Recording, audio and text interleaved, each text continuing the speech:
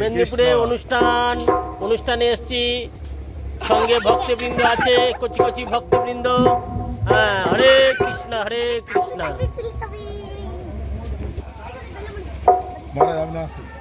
হরে কৃষ্ণ হরে কৃষ্ণ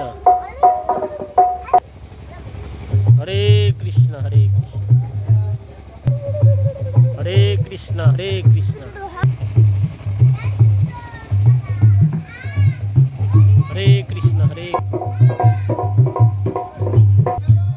हरे कृष्ण हरे कृष्ण कृष्ण कृष्ण हरे हरे हरे राम राम राम हरे हरे।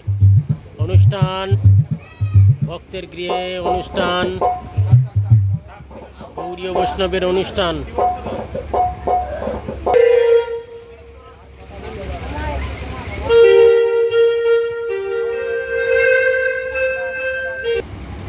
हरे कृष्ण प्रमानंदे हरि हरि बोल हरि हरि बोल हरि बोल।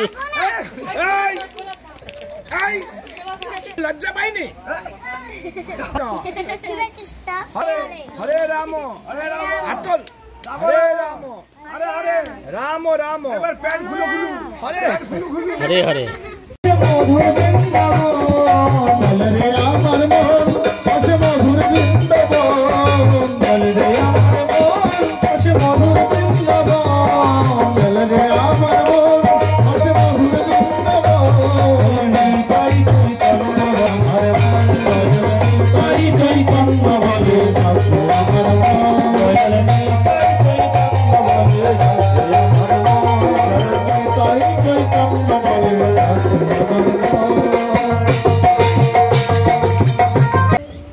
उत्तीर्ण होते पारबो, एछाड़ा अन्य कोनो पथे এই কিতাব যারা আদি ভৌতিক আদি দৈবিক আধ্যাত্মিক এই কিতাব যারা থেকে উদ্ধার হওয়ার কোনো সম্ভাবনা নাই।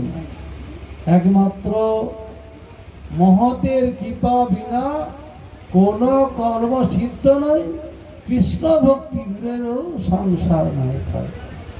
মহৎ ব্যক্তির কৃপা ছাড়া এই অনিত্য জগৎ থেকে আমরা উদ্ধার হতে পারবো না। ছোট্ট অবস্থায় একটা গাছকে যেরকম ভাবে যত্ন করবেন সেই অবস্থায় বড় হবে, সেই রূপ ভাবে সন্তানাদিকে যেরকম ভাবে আপনারা আচরণ করবেন সেইভাবেই তারা শিক্ষা লাভ করবে, আর সেইভাবেই শিক্ষা লাভ করলে আপনার মতো হবে। অর্থাৎ যদি আপনি ভক্ত হয়ে থাকেন তাহলে ভক্ত বাড়িতে সন্তানাদি ভক্ত হবেন, অভক্ত হয়ে থাকলে সন্তানাদি উচ্ছৃঙ্খল হবে। এই জন্য আপনি আচরি ধর্ম জীবেরে শিখায়, আপনি না কইলে ধর্ম শিখানো না যায়। নিজে সাধুগুরু বৈষ্ণবের সঙ্গ নিয়ে তাদের আনুগত্যে তাদের চরণে নিজেদেরকে সমর্পণ করে তাদের মুখনিসৃত বাণী পালন এবং তাদের পথ আমরা যদি অনুসরণ করি তবে আমাদের সন্তানাদিরাও সেই রূপভাবে অনুসরণ করবে, সেই রূপভাবে এগিয়ে যেতে পারবে। আজকে যাদের বাড়িতে এসেছি এরা সবাই ভগবানের ভক্ত, চৈতন্য মঠের আশ্রিত। যার জন্য সন্তানাদিদের যে ক্রিয়াকলাপ, যে কার্য, অন্নপ্রাশন, সেগুলো ভগবানের প্রসাদ দ্বারা, মহাজনগণ দ্বারা সেগুলো নিবেদন করা হয়। ভগবানের উদ্দেশ্যে নিয়ে সেইগুলোকে, সেই সন্তানাদিকে দেওয়া হয় কৃপা। এটা হচ্ছে মহাজনগণের কৃপা। সেই কৃপা লাভ হলে ভগবানকে পাওয়া যায়। ছোট্ট শিশুর আস্তে আস্তে করে তার চৈতন্য জাগরণ হয়, কৃষ্ণ ভক্তি লাভ হয়। সেটা হচ্ছে অনুগত হয়ে, যদি আমরা মহাজনগণের অনুগত হয়ে চলতে পারি, তবেই সন্তানাদিগণ সেই পথে অগ্রসর হতে পারবে। এখন আমাদের ভক্তি সুন্দর জিতেন্দ্রীয় মহারাজ আপনাদের সামনে কোন কথা বলছেন, আপনারা শ্রবণ করুন।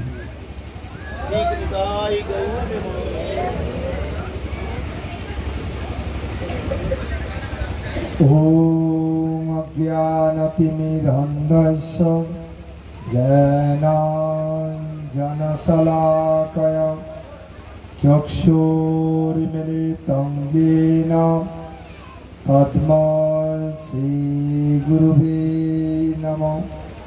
বাঞ্ছাকল্পতরুভ্যশ্চ কৃপাসিন্ধুভ্যৈব চ পতিতানাং পাবনেভ্যো বৈষ্ণবেভ্যো নমো নমঃ। জয় শ্রীকৃষ্ণ চৈতন্য প্রভু নিত্যানন্দ শ্রী অদ্বৈত গদাধর শিবাসাদি গৌরভক্তবৃন্দ। হরে কৃষ্ণ কৃষ্ণ কৃষ্ণ হরে হরে, হরে রাম রাম রাম হরে হরে। সর্বপ্রথম মদীয় গুরু পাদ পদ্ম, মায়াপুর শ্রী চৈতন্য মঠের বর্তমান আচার্যদেব ওং বিষ্ণুপাদ শ্রী শিলা ভক্তি স্বরূপ সন্ন্যাসী গোস্বামী শিল গুরু মহারাজের রাতুল চরণে আমি আমার দণ্ডবোধ প্রণাম জ্ঞাপন করছি। তিনি আমার প্রতি প্রসন্ন হন, তিনি জয়যুক্ত হন। ধামভূষণ, ত্রিদণ্ডী পাদগণ, ব্রহ্মচারীবৃন্দ, ভক্তমণ্ডলী, মাতৃমণ্ডলী সকলের চরণে আমি আমার দণ্ডবোধ প্রণাম জ্ঞাপন করছি। আপনারা আমার প্রতি প্রসন্ন হন, আপনারা জয়যুক্ত হন। আজকে আমরা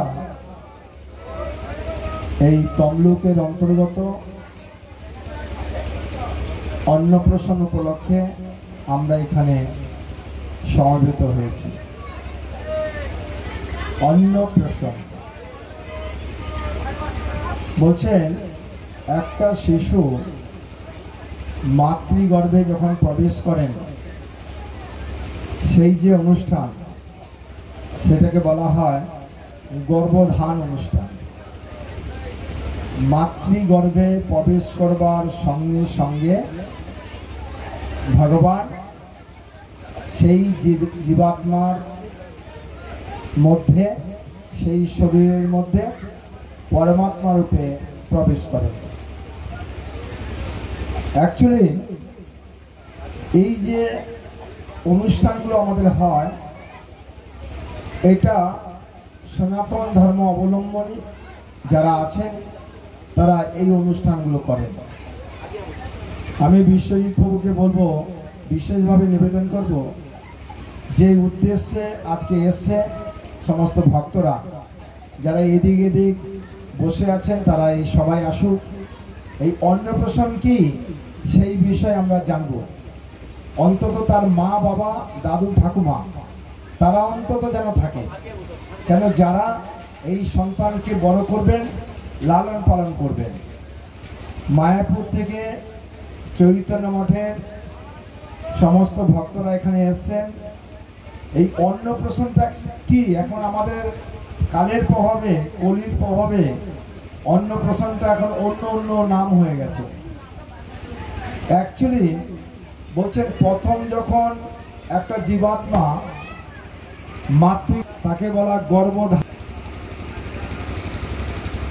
এই গর্ভধান সংস্কারটা আমরা দেখতে পাই, মহারাজ খুব সুন্দরভাবে ব্যাখ্যা করেছেন যে গর্ভধান সংস্কারটা সঠিক হওয়া উচিত। আমরা শ্রীমদ্ ভাগবতমের সপ্তম প্রহ্লাদ উপাখ্যানে আমরা দেখতে পাই, প্রহ্লাদ মহারাজ তার মাতৃদেবী কয়াদুর গর্ভে উনি যখন ছিলেন, বিশেষ কারণবশত দেবরাজ ইন্দ্র যখন কয়াদুকে স্বর্গে নিয়ে যাচ্ছিলেন, পথে দেবশ্রী নারদের সঙ্গে দেখা হলো। এমতো অবস্থায়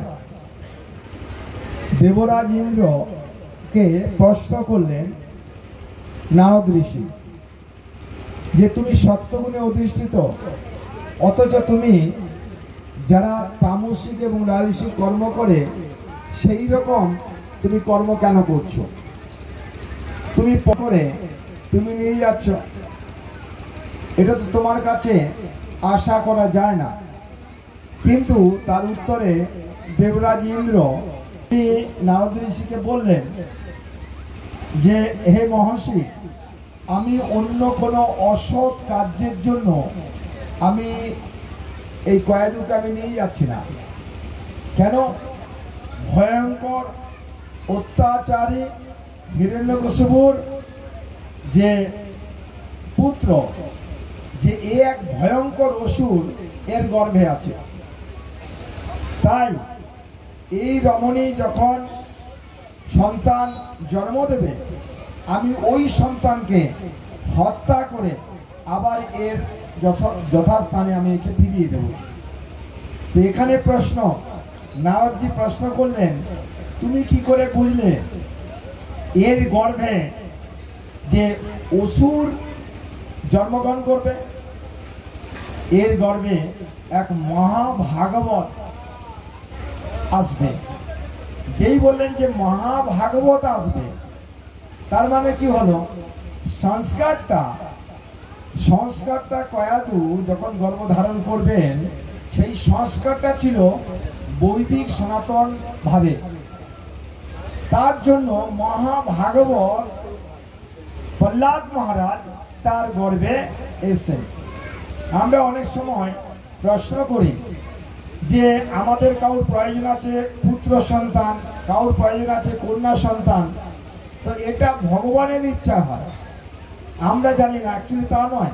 শ্রীমদ্ ভাগবতমের ৩য় স্কন্ধে আমরা কপিল দেবহূতি সংবাদে আমরা দেখতে পাই যে কোনো মা বা কোনো পিতা যদি মনে করে কন্যা সন্তান নেবেন, তাই কন্যাই হবে, আর যদি পুত্র সন্তান নেবেন তাহলে সেটা পুত্রই হবে। কিন্তু সেই সংস্কারটা আমরা জানি না, আমরা সেই সংস্কার বিধি আমরা জানি না। মনুসংহিতাতে এই প্রসঙ্গে খুব সুন্দরভাবে উপাখ্যান দেওয়া আছে, কিন্তু আমরা কি করি? আমাদের নিজস্বভাবে আমরা পরিচালিত করি। তার প্রভাবে কি হয়? সেই সন্তানরা যদিও তারা জন্মগতভাবে সব সনাতন ধর্ম অবলম্বী, কিন্তু মা বাবার সংস্কারগুলো সঠিক না হওয়ার জন্য তারা তামসিক এবং রাজসিক সন্তানে পরিণত হয়। তাই সংস্কারটা সঠিক দেওয়া উচিত।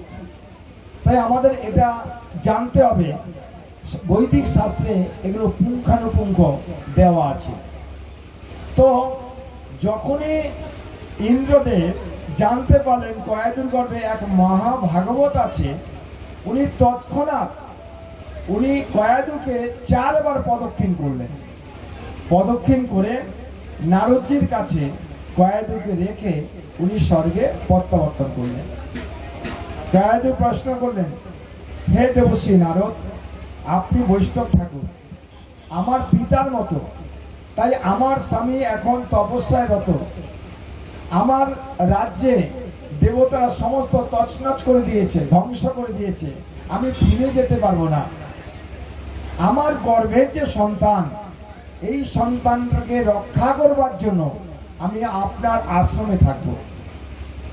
দেবশ্রী নারদ কয়াদুকে নিয়ে তার আশ্রমে ওখানে গেলেন, এবং তখন কয়াদ কয়াদু দেবশ্রী নারদকে একটা প্রার্থনা করলেন, হে মহর্ষি, বলছেন বৈষ্ণবের আবেদন কৃষ্ণ দয়াময়, এহেন পামরের প্রতি হবে না সদয়। আমরা যদি সঠিকভাবে বৈষ্ণবদেরকে প্রার্থনা করতে পারি, আমাদের হয়ে বৈষ্ণব ঠাকুর ভগবানকে প্রার্থনা করবে। কয়াদু নারদজিকে বললেন, যতক্ষণ পর্যন্ত আমার স্বামী তপস্যা থেকে না ফিরে আসবে, আমার সন্তান যেন জন্মগ্রহণ না করে। কেন? তাহলে ওই দেবতারা আবার আক্রমণ করে আমার সন্তানকে হত্যা করবে। তার মানে কি, গর্ভধারণ অবস্থায় মা তার সন্তানকে সংস্কার দেবে। কেন? বৈষ্ণব ঠাকুরের সঙ্গে থাকলে বৈষ্ণব সঙ্গীতে মন আনন্দিত অনুক্ষণ সদায় হয় কৃষ্ণ প্রসঙ্গ। উনি জানেন, মা যখন গর্ভবতী থাকেন তখন যদি ভাগবত কথা শ্রবণ করতে পারবেন, তাহলে সেই সন্তান সেই ভাগবত কথা শ্রবণ করে সে মহাভাগবতে পরিণত হবে। আর এখনকার দিনে কি হচ্ছে, কালের প্রভাবে ডাক্তার যদি বলে আপনার জন্য শুভ খবর, আপনি ঠাকুমা হতে চলেছেন, আপনি মা হতে চলেছেন, তখন আমরা কি করি, ডাক্তার বলছেন আপনার ফুললি বেড রেস্ট। আর যখনই বেড রেস্ট বলবে ওরা সোয়াগা। কেন? এই একটা যন্ত্র আছে, এই যন্ত্রটা কি করে, এখন বেড রেস্টের নাম করে সে তখন মোবাইল টিপতে থাকে। আর মোবাইল টিপতে গিয়ে তার আসল জিনিসটা যে ভাগবত কথা শ্রবণ করবার, গীতা ভাগবত পড়া, সেগুলো আমাদের বন্ধ হয়ে যায়। কিন্তু কয়াদু সেই কাজ করেনি, ওষুধের সঙ্গও যায়নি আর অন্য কোথাও যায়নি। দেবশ্রী নারদের কাছেই উনি ছিলেন। পত্ত নারদজি শ্রীমৎ ভাগবতম কথা তাকে শ্রবণ করাতেন। অন্যান্য মায়েদের সঙ্গে কয়াদু ও ভাগবত কথা শ্রবণ করতেন। আর এর প্রভাবে হিরণ্যকশিপু যখন তপস্যা কমপ্লিট করে যখন ফিরে আসেন, নারদজির আশীর্বাদে কয়াদু সন্তান জন্ম দেয়, তার নাম দেয় প্রহ্লাদ মহারাজ। আর এই প্রহ্লাদ ভূমিষ্ঠ হয়েই তিনি বিষ্ণু ভক্তি পরায়ণ হয়েছেন। শ্রীমদ্ ভগবত গীতায় একটা জায়গায় বলছেন, দশম অধ্যায়ে, তেষাম সতত যুক্তানাম ভজতম প্রীতিপূর্বকম দদামি বুদ্ধি যোগম তম ইমাম উপয়ান্তিতে। বলছে, কেউ যদি সতত আমার চিন্তন করে, আমার নাম করে, আমার কথা শ্রবণ করে, আমার ভক্ত সঙ্গ করে, তাকে আমি দদামি বুদ্ধি যুগান্তম, তার ইন্টেলিজেন্স অ্যান্ড মেমোরি পাওয়ার, তার স্মৃতি শক্তি আর বুদ্ধি, এটা আমি তাকে প্রদান করি। তার মাধ্যমে সে আমার নাম স্মরণ করতে করতে সে আমার পরম ধাম প্রাপ্ত হয়।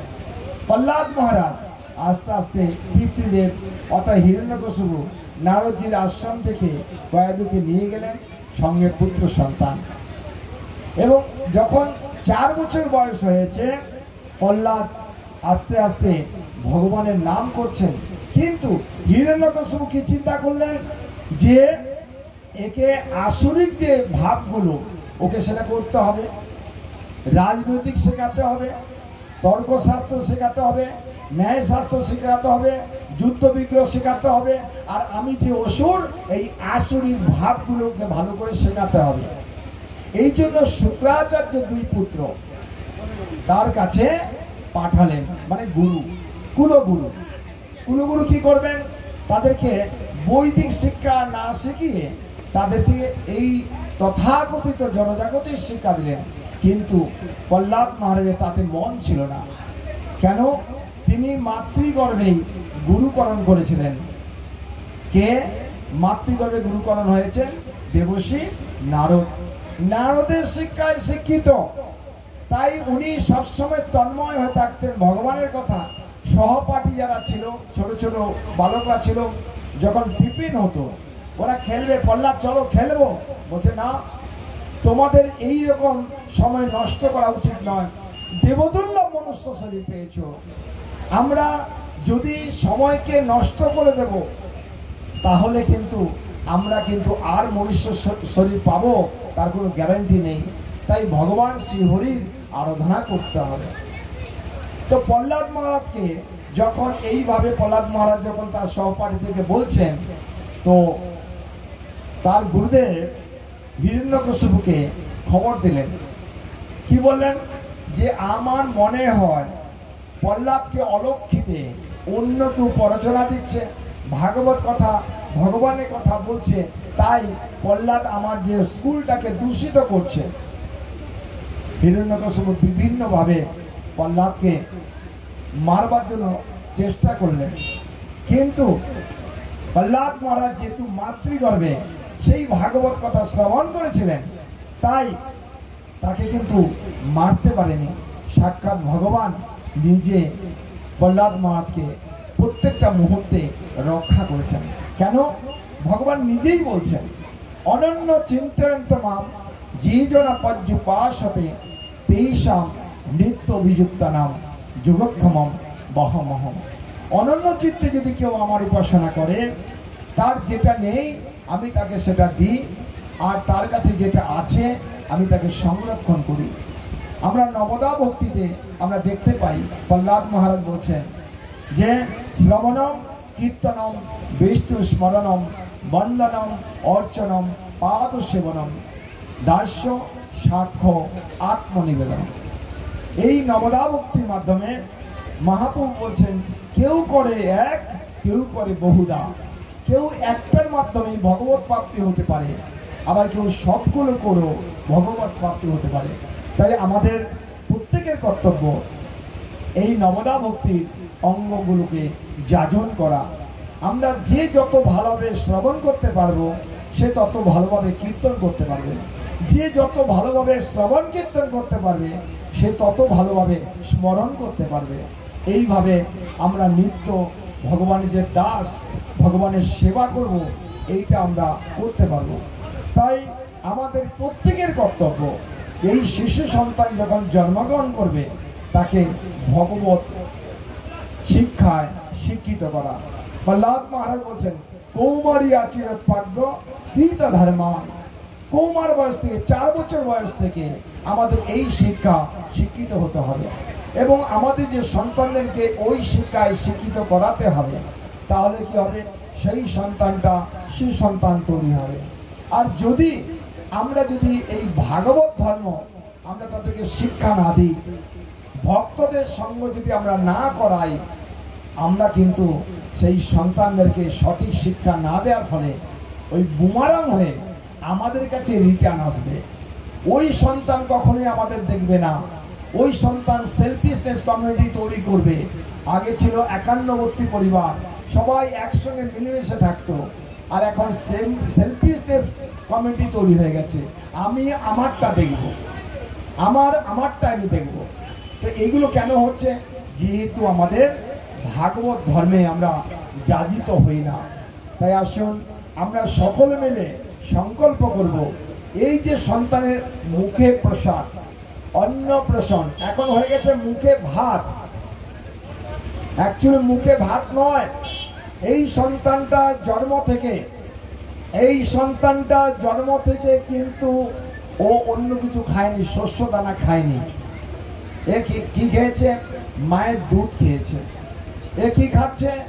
এ ফলের জুস খাচ্ছে, সবজির জুস খাচ্ছে, অন্য কিছু খায়নি। আজকে সেই দিন যে মায়াপুর থেকে বৈষ্ণব ঠাকুররা এসেন, ওনাদের হাতে এ প্রথম প্রসাদ পাবে। কি প্রসাদ? অন্ন প্রসাদ।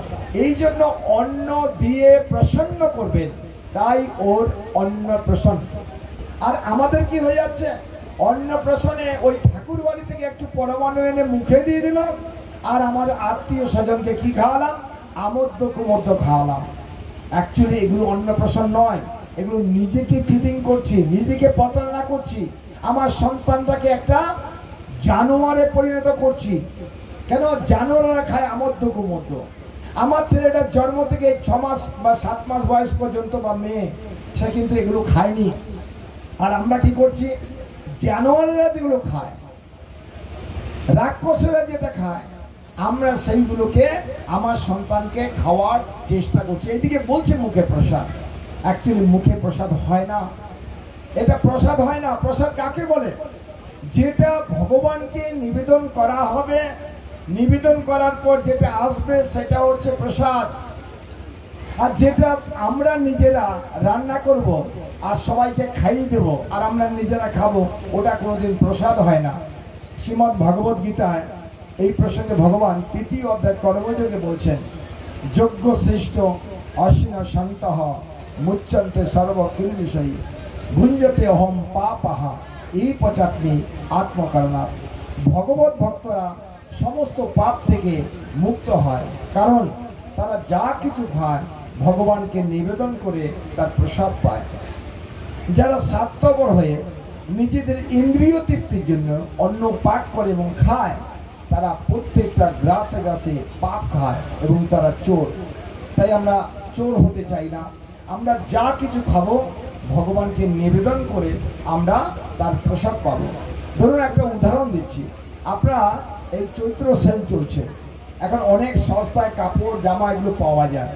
আপনার দোকানে গেলেন, আপনার প্রয়োজন মতো দোকানদার থেকে আপনি কিছু কাপড় কিনলেন, আপনি 8টা বা 10টা কাপড় বা জামা আপনি কিনলেন, কিন্তু যে ক্যাশিয়ার তার কাছে গিয়ে আপনি 6খানা জামা বা কাপড়ের দাম দিলেন আর 3টে বা 4টে কাপড় আপনি ব্যাগে ঢুকিয়ে নিলেন। আপনি কিন্তু পয়সা দিয়েছেন, কটার পয়সা দিয়েছেন? 6টার পয়সা দিয়েছেন, কিন্তু 4টের পয়সা দেননি, ব্যাগে ঢুকিয়ে ফেলেছেন। তাহলে আপনি কি? আপনি খদ্দার না আপনি চোর? চোর। আমরা প্রত্যেকেই, আমরা যারা কৃষ্ণ ভজন করি না, যারা বৈষ্ণব সাধু সঙ্গ আমরা করিনি, আমরা প্রত্যেকে কিন্তু চুরি করছি। এখন যদি বলি আপনারা সকলে চোর, যারা ভগবানকে ভোগ না লাগিয়ে খান আপনারা প্রত্যেকে চোর, আপনারা এখন তেরে আমার কাছে আসবেন, মহারাজ এখানে ভাগবত কথা বলছেন না আমাদের গালাগালি দিতে এসছেন, ঠিক না? দেখুন, এই বিশ্ব সংসারের সমস্ত বস্তুটা কার? ভগবানের। তাহলে আপনি কাপড় কিনতে গেছেন দোকানে, তার দোকানদার তো কোথাও থেকে কাপড়টা পাইকারি রেটে কিনে নিয়ে এসছে, এবার ওনার যেটুকু প্রয়োজন সেটুকু রেখে দাম রেখে আপনাকে দিয়েছে। আপনার প্রয়োজন আপনি পছন্দ করুন, আপনি ক্যাশিয়ারের কাছে সেই পয়সাটা দিন। যদি পয়সা না থাকে দোকানদারকে বলুন আমার এত টাকা আছে আর এইটা নেই, আমি পরে আপনাকে দিয়ে যাব। সে দোকানদারের ইচ্ছা, সে দিতেও পারে নাও দিতে পারে, কিন্তু আপনি দোকানদারকে না বলে আপনি যদি নিয়ে আসবেন তাহলে তো আপনি চোর। আর যদি চুরি করেন তাহলে তার পানিশমেন্ট আপনাকে পেতে হবে। কি দোকানদার যদি ধরবে, কি আপনাকে জামাই আদর করবে? কি করবে? হ্যাঁ, বাটাম বাড়ি দেবে বলছে, ঠিক কিনা? তো আপনি অপমানিত হবেন। কেন?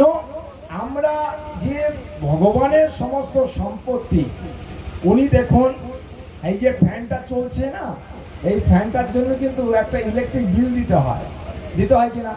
না এমনি ফকটে হয়ে যায়। আমাদের যদি এখন শ্বাস প্রশ্বাসে যদি কষ্ট হয়, এক্ষুনি অ্যাম্বুলেন্স রাখবো, ডেকে নার্সিংহোমে নিয়ে যাবো, আইসিইউতে ভর্তি করাবো। আর আইসিইউতে ভর্তি করালে একটা লম্বা চওড়া একটা বিল আসে কি আসে না? কেন? আমার অক্সিজেনের কম হবে এই জন্য, তাই কি না? 24 ঘন্টা ভগবান, 24 ঘন্টা ভগবান আমাদেরকে অক্সিজেন দিচ্ছে। কি এটা কি আমাদের নাকি? আমরা সৃষ্টি করেছি নাকি অক্সিজেনটা? এগুলো কে করেছেন? ভগবান করেছেন। তাহলে ভগবানের আমরা দেখতে পাই এই যে সালোক সংশ্লেষের মাধ্যমে যে আমরা অক্সিজেন পাই বা গ্লুকোজ পাই বা আমরা কার্বন ডাইঅক্সাইডটা আমাদের শরীর থেকে যেগুলো বের করি, তাহলে আপনাদের মঙ্গল হবে। বাঞ্ছা কল্পতরুবৈশ্য কৃপা সিন্ধুভ্যৈব চ পতিতানাং পাবনেভ্যো বৈষ্ণবেভ্যো নমো নমো।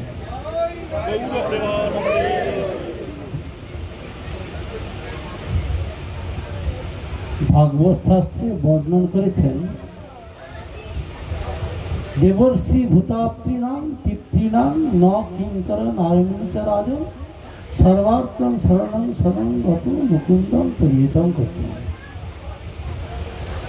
প্রত্যেকটা জীব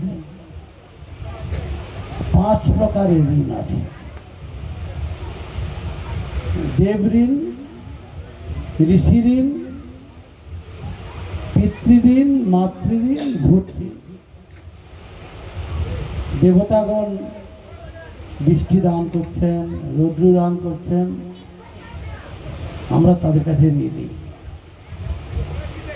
ঋষিগণ শুদ্ধ পথ পরিবেশন করছেন, যে পথে অগ্রসর হলে আমাদের কল্যাণ হবে আমরা তাদের কাছে ঋণী। পিতা মাতার কাছে ঋণী তো জানেন, পিতা নিয়ে এসছেন, মাতা গর্ভে ধারণ করেছেন ঋণী। আর ভূত ঋণী, পরস্পর পরশের উপর ঋণী আছে।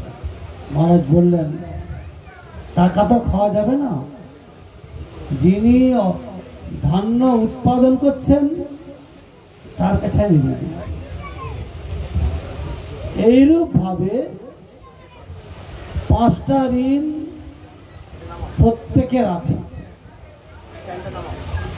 আর ভাগবত শাস্ত্র বর্ণনা করছেন, ভগবান বলছেন যারা আমার ভজন করে তাদের এই ঋণগুলো থাকে না। যারা ভগবানের সেবা করে, নিজেদেরকে ভগবানের চরণে সমর্পণ করেছেন, সাধুগুরু বৈষ্ণবের আনুগত্যে কৃষ্ণ ভজন করেন, তাদের এই 5টা ঋণ থাকে না। যার জন্য বলছেন কৃষ্ণ ভজজীব আর সব মিছে, পলাইতে পথ নাই জম আছে পিছে। কৃষ্ণ ভজন না করলে যমরাজ ধরে এই মায়ার কারাগারে কষ্ট, নির্যাতন, জ্বালা যন্ত্রণা দিলেন। আর কৃষ্ণ ভজন করলে এই যন্ত্রণা থেকে মুক্তি পাবেন। অতএব আপনারা নিজেরাও ভগবত ভজন করুন আর সন্তানাদিকে ভগবত ভজনে নিযুক্ত করান। আমরা অহংকার করে বলি যে আমরা পিতামাতা, আমরা সন্তানদের অভিভাবক, কিন্তু আমাদের স্বার্থ আছে। ওই পিতামাতা ভাবেন যে বালকটা বড় হয়ে আমাদের খাওয়াবে, এই জন্য এই চিন্তা ভাবনা নিয়েই সন্তানাদিকে বড় করে তুলি। কিন্তু এই বিশ্বাস রাখতে হবে ভগবান সৃষ্টিকর্তা, ভগবান সংহারকর্তা, ভগবান পালনকর্তা, তিনি পালন করছেন। যার কর্মফলের মধ্যে কষ্ট আছে, যত সন্তানাদি থাক, অর্থ সম্পদ থাক, তার শান্তি হবে না। আর যার শান্তি ভগবান রেখেছেন, তার উপরে যত আক্রমণ করুক, যত অত্যাচার করুক, তবু তিনি ভগবানকে স্মরণ করে আনন্দে জীবন অতিবাহিত করেন। এই জন্য ভগবান তার সব ভক্তদের কাছ থেকে ঐশ্বর্য চায় না। কে কতটা আদরের সহিত, নিষ্ঠার সহিত ভগবানের সেবা করেন, সেইটাই ভগবান দেখে তাকে কৃপা করেন। অতএব অর্থ সম্পদের দ্বারা শান্তি লাভ হয় না, শান্তিটা হবে একমাত্র ত্যাগে। ভোগে আসে অশান্তি, অর্থ সম্পদে আছে দুঃখ কষ্ট। আর যদি মনটা কৃষ্ণ সেবায় নিযুক্ত করা হয়, তাতে আসবে শান্তি। এই জন্য কৃষ্ণ ভজনটাই মনুষ্য জীবনের কর্তব্য। এখন আপনাদের সামনে হরিকথা পরিবেশন করবেন ভক্তি সুধীর পর্যটক মহারাজ।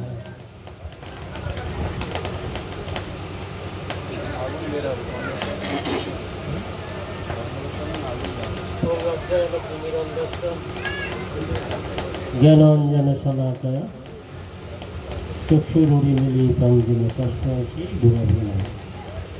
वाञ्छा कल्पतरुभ्यश्च कृपा सिन्धुभ्यैव च পতিতানাং পাবনেভ্যো বৈষ্ণবেভ্যো নমো নমঃ।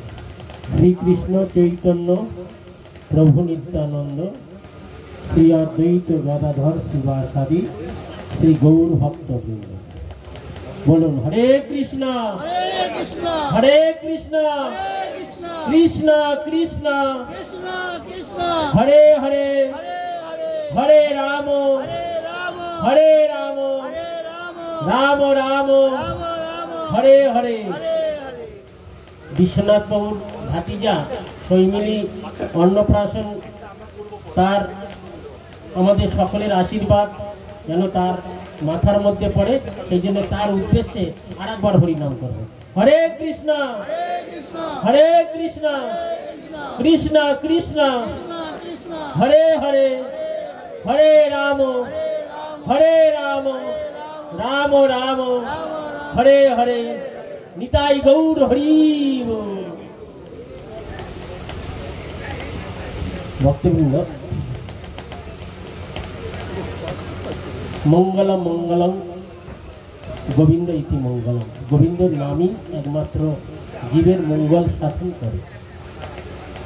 সর্বমহা প্রায়শ্চিত্ত যে প্রভুর নাম, সে প্রভু নাচিয়ে দেখে যত ভাগ্যবান। যে একটি নাম জীব দিয়ে উচ্চারণ করলেই আমাদের সমস্ত কিছুর পাপের মুক্তি লাভ করতে পারি এবং আমাদের মঙ্গলের মঙ্গল হয়, সেই গোবিন্দের নাম আমাদের করা উচিত এবং সেই নামের চরণে শরণ নেওয়া উচিত। যাক, আজকের বিশ্বনাথ বাবুর ভাতিজার শৈমিলী যে অন্নপ্রাশন উপলক্ষে আমরা এখানে এসেছি।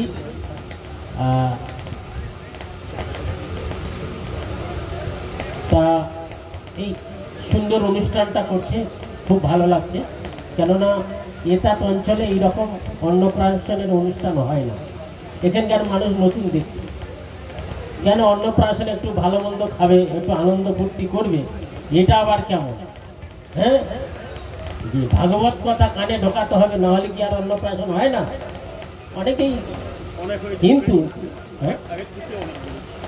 এখন মানুষ একটু সচেতন হয়েছে, বুঝছে কেন সাধু সঙ্গ মানুষ এখন অনেক করছে, বা গৌড়ীয় বৈষ্ণবের প্রচার ধর্মপ্রচার অনেকটা বেড়েছে, এই জন্য মানুষটা অনেক সচেতন হয়েছে।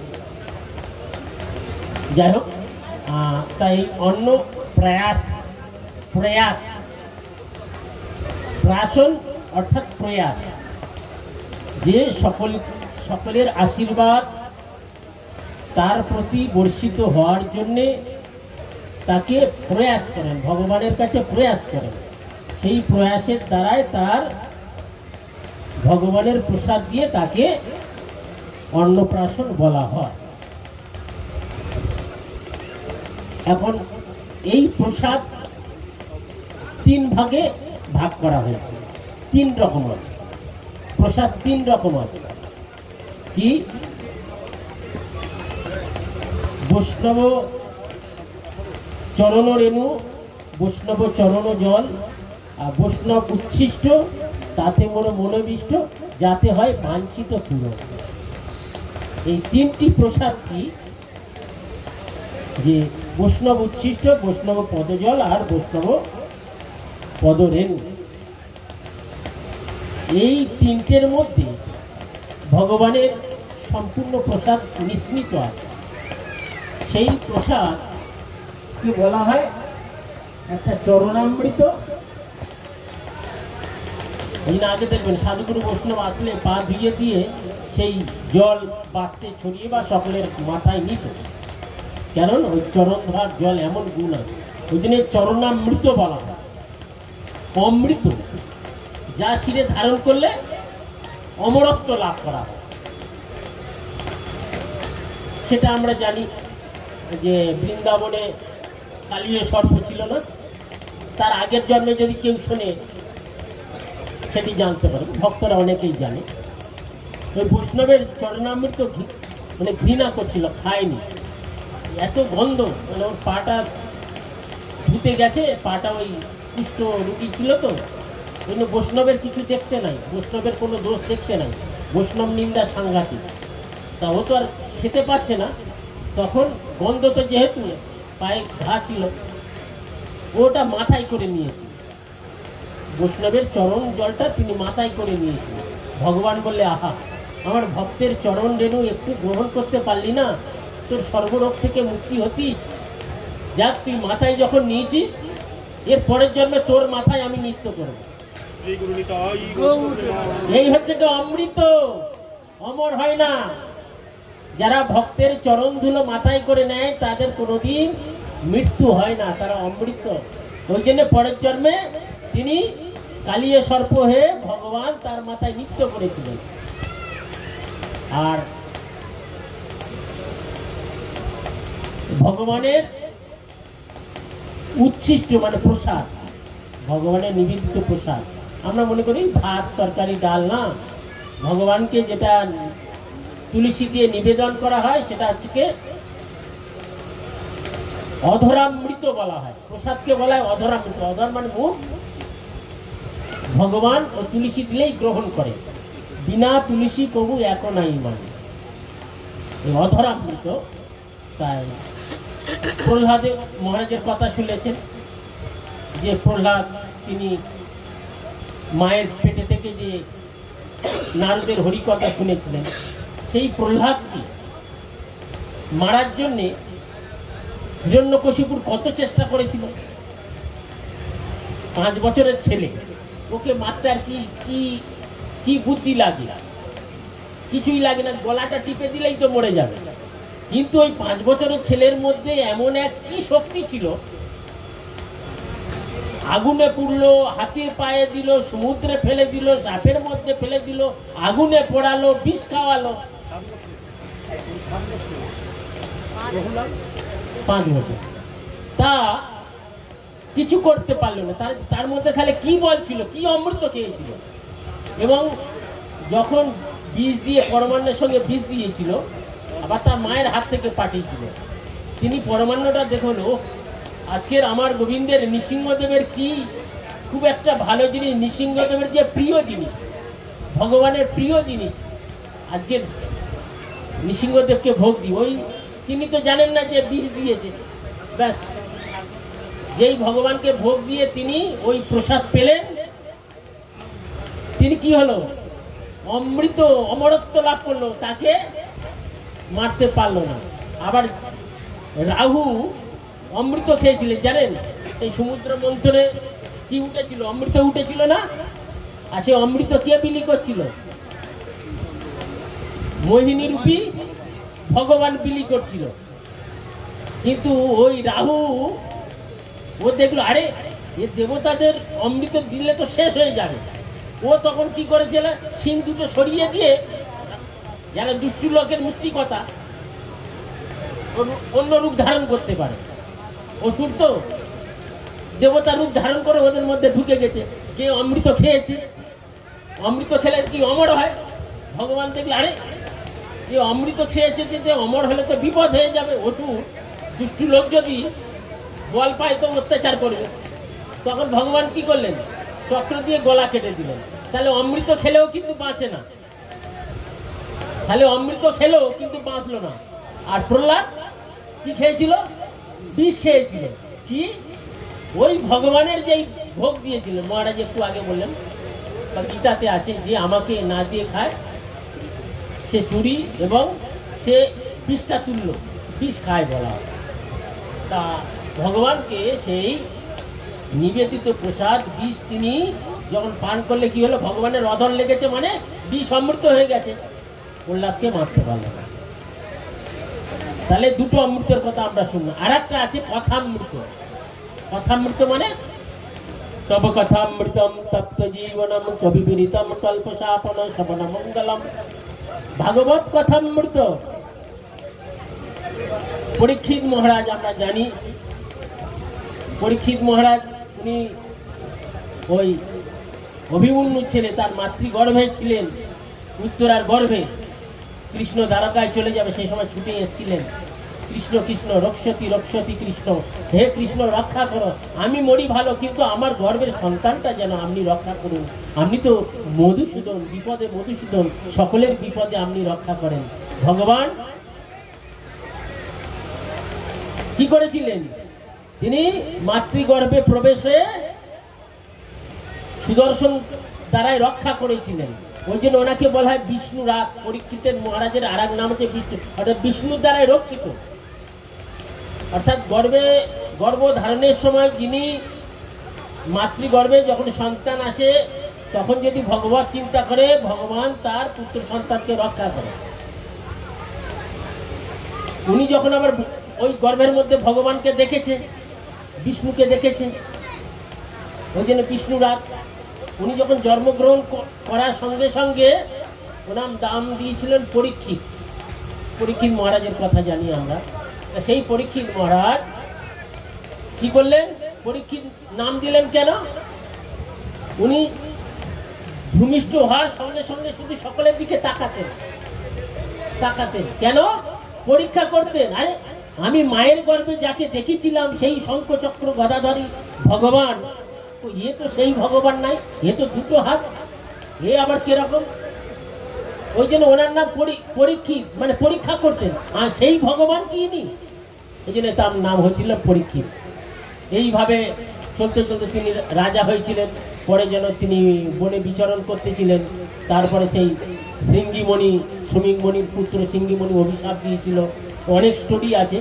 যাক, সেই অভিশাপ দিয়েছিল কেন? জল চেয়েছিল, বনে গেছিলেন কুপিপাসার্থ। তারপরে তার মাথায় কলি বসে গেছিল, অনেকে স্টোরি জানেন, ভাগবতে আছে। যাই হোক, তা অভিশাপ দিয়েছিল যে আমার পিতার গলায় যেমন মরা সর্প দিয়েছে তেমন এই 7 দিনের মধ্যে যেন তক্ষক দংশনে মৃত্যু হয়। চিন্তা করে এবার সঙ্গে সঙ্গে খবর আসলো, হে ব্রাহ্মণ, তোমার কিন্তু 7 দিনের মধ্যে মৃত্যু হবে। তখন উনি খুব আনন্দ। আমরা মরার খবর শুনলে কি না করতে পারি, আর রাজা ছিল, কি না করতে পারত? হ্যাঁ, আমাকে অভিশাপ দেয় কি?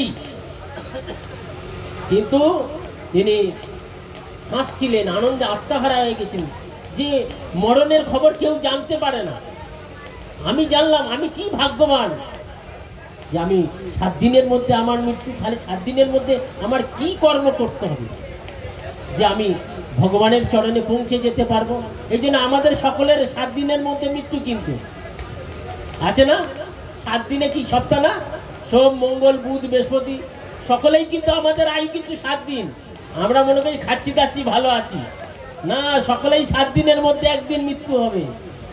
আমাদের আয়ু কিন্তু 7 দিন, বেশি দিন নাই, সাবধান কিন্তু। হ্যাঁ, তাই তখন কি করেছিলেন? উনি চিন্তা করলেন, প্রভু আপনার চরণে কিভাবে আমার মুক্তি হবে, আমি কিভাবে আপনাকে লাভ করব? দেখলেন গুরুদেব ভগবানের অবতার সুখদেব গোস্বামী আসলেন। এসে বললেন, কি চিন্তা করছে প্রভু, আমি কি করে ভগবানকে পাবো, আমার সেই উপদেশ দেন। তখন বললেন, তুমি একটা জিনিস আমাকে দিতে পারবে? প্রভু আমি রাজা, আপনাকে কি না দিতে পারি? না, আমার এই জগতের কিছু লাগবে না। বলে তাহলে কি দেবো? বলে আপনার কানটা আমাকে দেন। কি বললেন? আপনার কানটা আমাকে দেন, দিলে আপনার মুক্তির উপায়, আপনি ভগবানকে পাবেন। বলে কান? অর্থাৎ আমি কি বলছি আপনি কান দিয়ে শুনবেন, কান দিয়ে ভাগবত কথা শুনতে হবে। ওই জন্য শ্রবণ মঙ্গলম। আপনি যদি মঙ্গল চান, আগে সাধু সঙ্গে ভাগবত কথা কান দিয়ে শুনতে হবে। বসে গেলেন গুরুদেবের কাছে। 7 দিন ধরে তিনি ভাগবত কথা শুনলেন। কান দিয়ে কি কথামৃত পান করেছিলেন। সঙ্গে সঙ্গে উপর থেকে পুষ্পরথ এসে উপস্থিত হলো। ভাগবত শ্রবণ করলেন। মা উত্তরা ছুটে এসেছে, বাবা তুই কি আনন্দ, একভাবে পা সরাসনি, একভাবে দাঁড়িয়ে গুরুদেবকে তাকিয়ে হরি কথা শুনছিস, কি অমৃত পান করছি। মাকে বলছেন, মা আমি যে কি অমৃত পান করছি আপনাকে কি বলবো। হ্যাঁ, বলছে কি অমৃত পান করছি, আমাকে হয়তো একটুখানি বল, অল্প একটু দে। তখন যে অল্প সময়ে কয়েক মিনিটের মধ্যে যে অমৃত, ওই অমৃত মাকে পান করিয়েছিলেন, সেটি দুটো গ্রন্থ রচনা হয়েছে সনাতন গোস্বামী, এক বৃহৎ ভাগবতামৃত। পড়বেন, যদি পড়েন না চোখের জল রাখতে পারবেন না। তা সেই পরীক্ষিত মহারাজ তিনি সশরীরে তিনি ভগবত ধামে পৌঁছে গেলেন। এই জন্যে কথামৃত।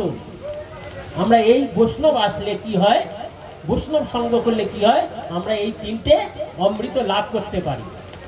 কিন্তু সেই অমৃত আমরা লাভ করতে পারি না কেন? অমৃতে অরচি। আমাদের অমৃত অরতি, হরিনাম সুধা ভালো নাই লাগে, বিষয় সুখে তো গুণ। আমরা বিষয়ী জীব, যেখানে বিষয় পাবো সেখানে ছুটবো। সাধুগুরু বৈষ্ণব আসলে ছুটতে পারি না। যে লোভ সাধু সঙ্গে হরিকথা, কিসে লোভ থাকতে হবে? হরিকথার যার লোভ হয়েছে সে আমাকে পাবে।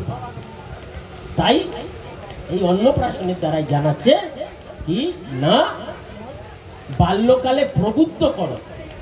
এই যে জন্মগ্রহণের পড়ার সঙ্গে সঙ্গে ছেলে পুলেদের, বাচ্চাদের কি শিক্ষা দেবে? প্রলুব্ধ করা, তার জীবনে যাতে আত্মার মঙ্গল হয়, আত্মার উপলব্ধি হয়, তার জন্য তাকে প্রলুব্ধ করা, তাকে উৎসাহ দেওয়া, ভগবান কথা শোনানো, ভগবানের কথা জানানো, ধর্মের দিকে মনটাকে ঘুরিয়ে নেওয়া। এই ছোট বয়সে যদি না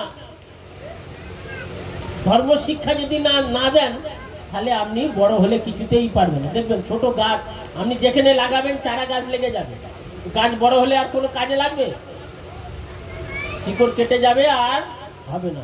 সেই রকম ওই ছেলেপুলে যখন পৌগণ্ড যৌবন এসে যাবে না, তখন কোনো কাজে লাগবে না, সংসারে নিয়ে ব্যস্ত থাকবে। আর যুবাকালে শুদ্ধ করো। যখন যৌবনকাল আসে তখন ছেলেপুলেদের ভুল জিনিসগুলোকে শুদ্ধ করতে হবে। দেখো বাবা, এইভাবে চলতে হয়, এইভাবে করতে হয়, সংসারে এইভাবে সাধুগুরু বৈষ্ণবের সম্মান দিতে হয়, এইভাবে প্রণাম করতে হয়, হ্যাঁ, নিজে করতে হবে এবং অপরকে। আপনি যদি পূজা পাঠ ভক্তি যাজন না করেন, তাহলে ছেলেপুলে শিখবে কি করে? বলে আমি মনে মনে করি।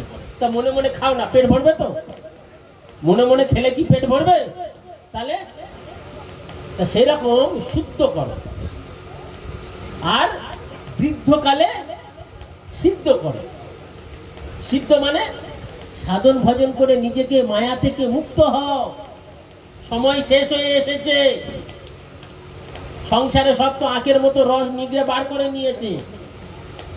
এখন কোনো কাজে লাগ পদ বাদ পিত্ত করিবে কণ্ঠরোধ অপূর্ণ চিত্ত, তখন জিহ্বায় নাশ পুড়িবে তব নাম, সময় ছাড়িলে কিসে সিদ্ধ হবে কাম। যিনি সময় থাকতে থাকতে হরি ভজন করো। সকলে ভালো থাকুন।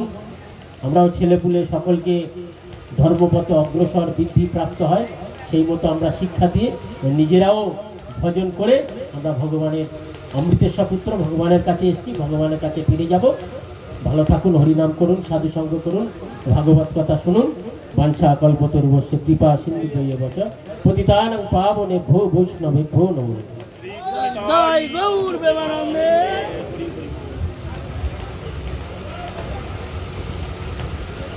বৃন্দাবনের দর্শন করতে গেলে কারোর সঙ্গে যেতে হয়। পান্ডা বলে, কুলগুরু বলে, যার সঙ্গে বেশি মেলামেশায় যেতে হয়।